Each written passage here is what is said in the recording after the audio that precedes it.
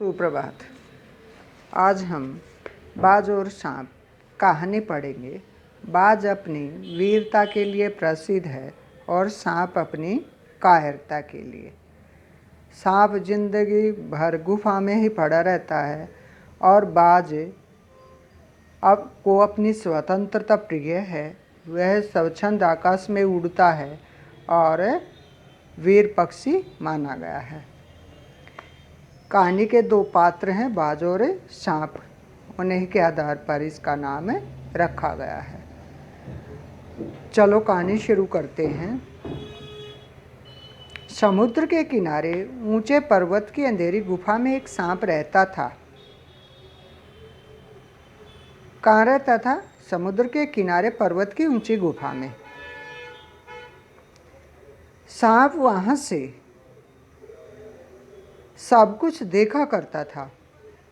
लहरों का गर्जन, आकाश में छिपती हुई पहाड़ियाँ, टेढ़ी मेढ़ी बल खाती हुई नदी की गुस्से से भरी आवाज़ें। और सांप बड़ा खुश होता था। एक दिन क्या हुआ कि आकाश में उड़ता हुआ खून से लथपथ एक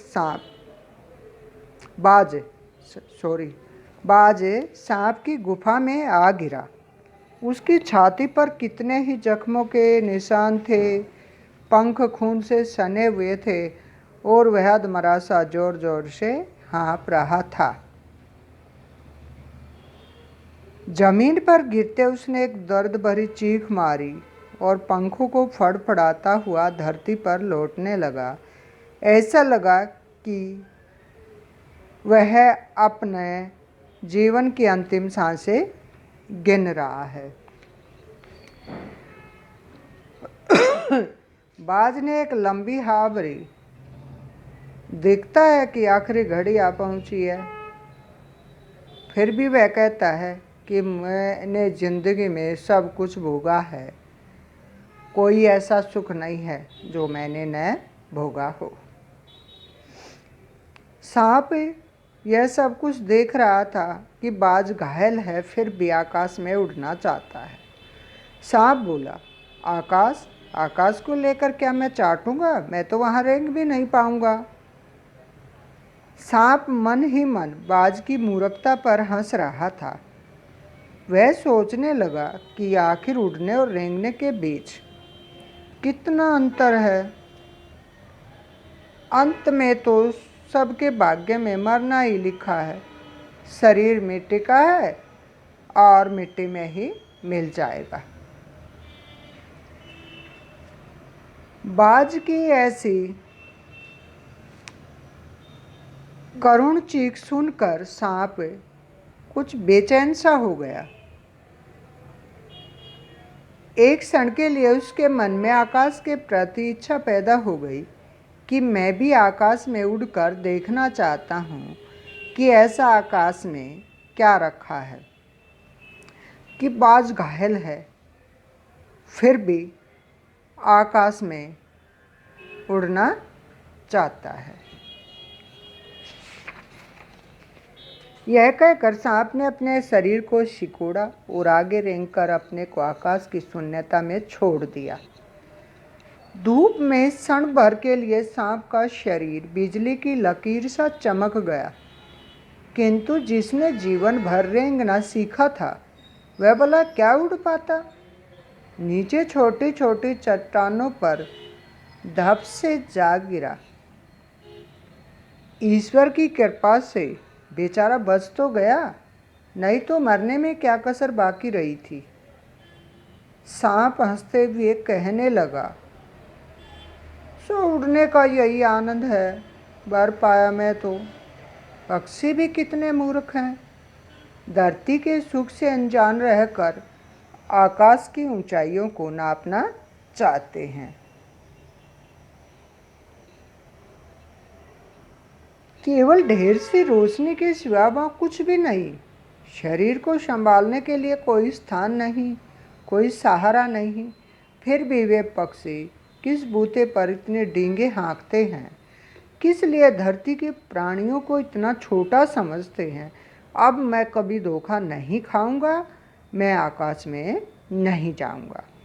मुझे आकाश की स्वच्छंदता से क्या लेना देना है? न वहाँ छत है, न दीवारें हैं, न रेंगने के लिए जमीन है। मेरा तो सिर चकराने लगता है, दिल कांप कांप जाता है। अपने प्राणों को खतरे में डालना कहाँ की चतुराई है। किंतु कुछ देर बाद सांप के आश्चर्य का ठिकाना नहीं रहा। उसने सुना चट्टानों के नीचे से एक मधुर रहस्यमय गीत की आवाज़ उठ रही थी। पहले उसे अपने कानों पर विश्वास नहीं हुआ, किंतु कुछ देर बाद गीत के स्वर अधिक साफ सुनाई देने लगे। वह अपने गुफा से बाहर आया और चट्टान से नीचे झांकने लगा।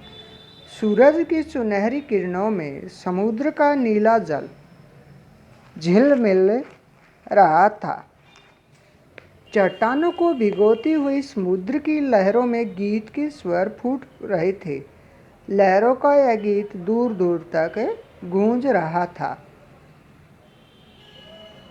हमारा यह गीत उन साहसी लोगों के लिए है जो अपने प्राणों को हथेली पर रख कर घूमते हैं।